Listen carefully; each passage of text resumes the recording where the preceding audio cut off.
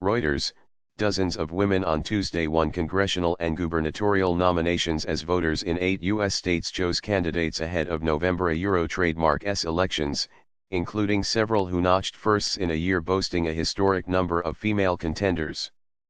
But many of those women, particularly Democrats, will face tough contests in November. They will be running against entrenched Republican incumbents or in conservative-leaning districts.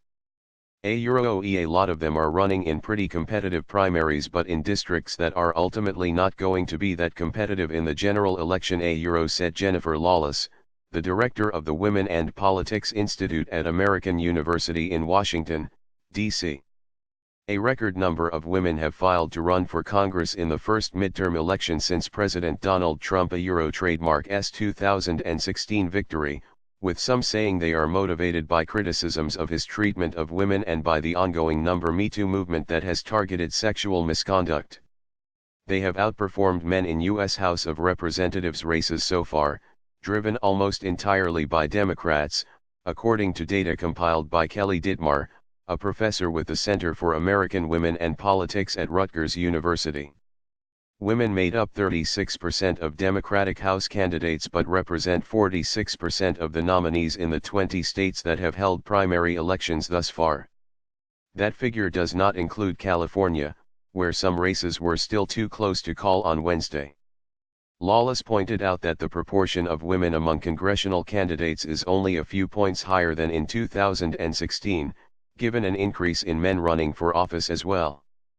Instead, she said, the major difference this year is among female voters, as well as the attention paid to issues like sexual harassment.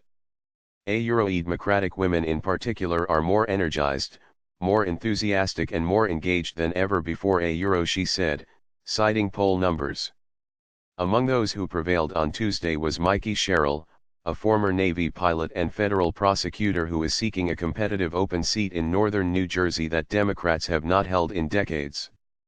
We need a seat at the table, Sherrill said on Wednesday.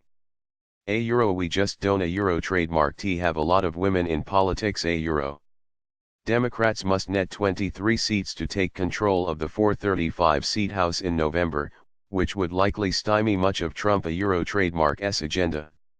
In Iowa, a state that has never elected a woman to the House, Democrats Abby Finkenauer and Cindy Axon finished ahead of male challengers in two Republican-held districts considered competitive this fall.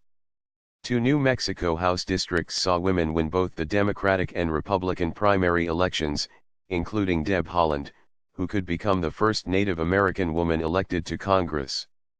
In Montana, Democrat Kathleen Williams beat two men with much deeper campaign pockets to advance to a key November race against an incumbent House Republican.